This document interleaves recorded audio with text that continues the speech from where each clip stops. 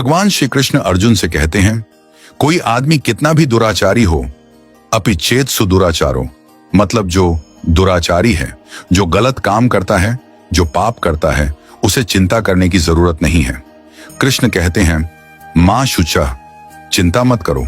अगर कोई पापी व्यक्ति मेरा भजन करता है, मां भजते यानी नाम लेता है, कथा सुनता है, तो उसी क्षण वह साधु और पवित्र बन जाता है। अपि चेत सुदुराचारो भजते मां अनन्य भाग साधुरेव समंतव्य अर्जुन। मेरी दृष्टि में वह साधु है। कई बार लोग कहते हैं 100 चूहे मारकर बिल्ली चली हज को, लेकिन चलो चली तो सही। कृष्ण कहते हैं कि यदि व्यक्ति अपनी बुद्धि से यह निर्णय ले ले कि अब मैं भजन करूंगा, कीर्तन करूंगा, तो वह साधु के रूप में गिना जाता है। भले उसने अभी शुरू न किया हो, पर निर्णय ले लिया है। सम्यक व्यवसितो ही सह, तो भगवान की दृष्टि में वह भक्त बन चुका है। भक्तों, हमारे जीवन में निर्णय की बहुत बड़ी ताकत होती है। मन सोचता है, बुद्धि निर्णय करती है। महाभारत के युद्ध से पहले शकुनि ने दुर्योधन को कृष्ण से सहायता लेने भेजा और युधिष्ठिर ने अर्जुन को। दोनों द्वारका पहुंचे। कृष्ण सो रहे थे, अर्जुन चरणों में बैठे, दुर्योधन सिरहाने।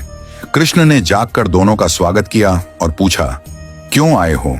दोनों ने कहा, युद्ध तय हो चुका है, सहायता चाहिए। कृष्ण ने कहा, एक तरफ मेरी नारायणी सेना है, दूसरी तरफ मैं स्वयं हूं, लेकिन निहत्था रहूंगा, युद्ध नहीं करूंगा। चुनाव तुम करो। अर्जुन छोटे थे, उन्हें पहले चुना।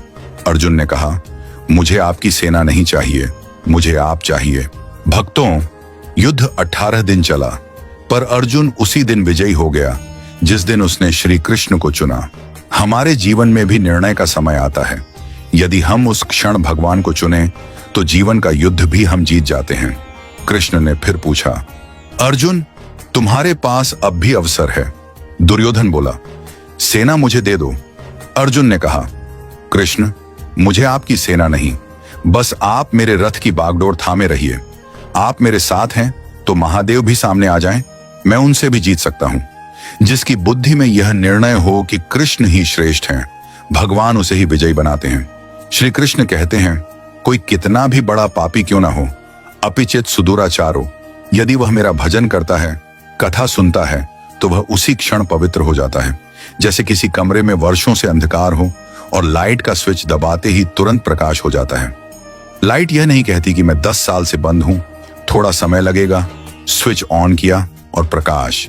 उसी प्रकार जन्मों के पाप हों, पर जैसे ही भगवान की भक्ति शुरू की, सारे पाप उसी क्षण भस्म हो जाते हैं और वह भक्त साधु बन जाता है।